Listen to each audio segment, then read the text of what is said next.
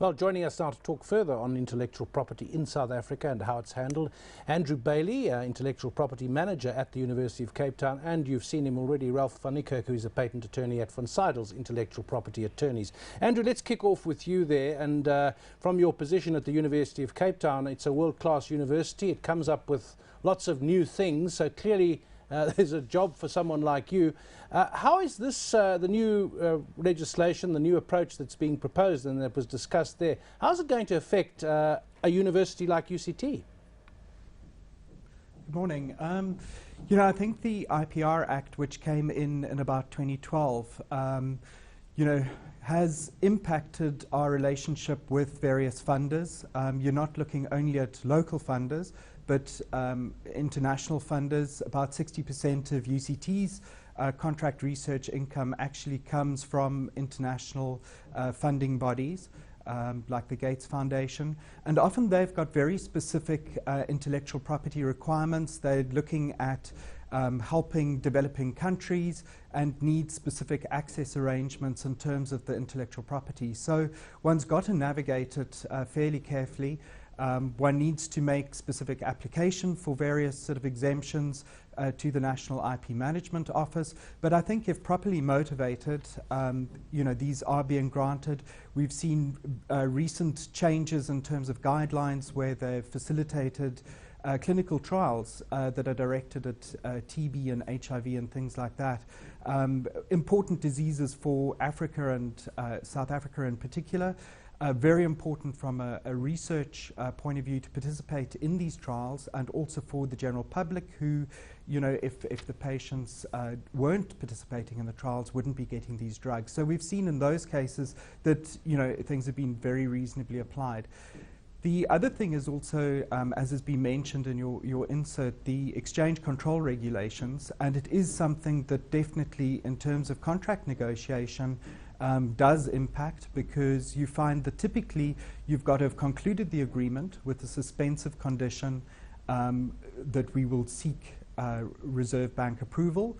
One doesn't know what the outcome will be. It takes about 6 weeks. But again, if properly motivated, I think, you know, we've seen in a number of instances from UCT that Reserve Bank has been quite happy and approved our various IP transactions. Ralph, I'd like to bring it back to the ordinary citizen and not looking at businesses, but if I'm an entrepreneur and I have a fantastic idea, what process do I need to follow in order to register my idea to make sure that it is in fact my intellectual property? Thanks. Well, depending on what the idea is, a patent might be the most appropriate way of protecting it. There are also other things like trademarks and registered designs. But assuming that it's something technological, then registering a patent is definitely the right way to go. And how much are we talking in terms of registration? We do understand that there is a possibility that this will be increasing, but at the moment, how big are the increases that we're talking about? Well, what we have at the moment, as we said in the insert, is we have a registration system in South Africa. So you just file the application, it gets processed formally, and you get granted a number which is a patent number. In other countries, those applications get examined by scientists who are patent office examiners, and that's why the costs are so much more in foreign jurisdictions. Now, one thing's for sure, a bad examination system is far worse than no examination system at all. So my concern is just that should South Africa move to a full-blown patent examination system, it needs to be done in a way that actually processes these applications, because the worst thing that could happen is if these applications just get stuck in the system and years go by and you have no outcome on the clarity as to whether your patent's going to be granted. I think if we go the examination route, we're looking at an increase of 10, possibly 20-fold in the official costs of examination. Andrew, let's just get back to the university aspect, which is interesting, and I think the universities have explored different ways of patenting and commercializing their ideas. On the one hand, you have the academic world where you're searching for the knowledge, breaking new ground. On the other hand, you do want to commercialize it where possible. So it's a question of setting up companies separate to the university, that kind of thing. Does our environment in South Africa make it easy for you to commercialize and to benefit from good ideas, or is there still a view that you've got to do it for the good of mankind? No, I think the opportunities are there where one can certainly have success. I think one of the biggest challenges actually lies in that zone of sort of very early stage funding. So it's actually before your sort of VCs come into play. The Technology Innovation Agency recently launched a seed fund that provides universities with up to 500,000 for a project.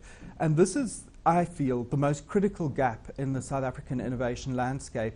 It's where you can mature intellectual property and technologies within a university, which is effectively a quite a low-cost environment, and move it to a point where you have a really good fundable sort of proposition and business. What we're doing is forming companies far too early, in my opinion, to just in order that an investor can have equity in that company in return for their investment. What we really need is to develop the technology further within the university so that you have a very strong company that can be formed. We're certainly at UCT seeing increased interest in company formation, and it's certainly becoming a lot more sort of possible. I think the other thing is just in terms of sort of real high-tech companies, it takes special skills. It won't be your entrepreneur who's going to open up a coffee chain or whatever.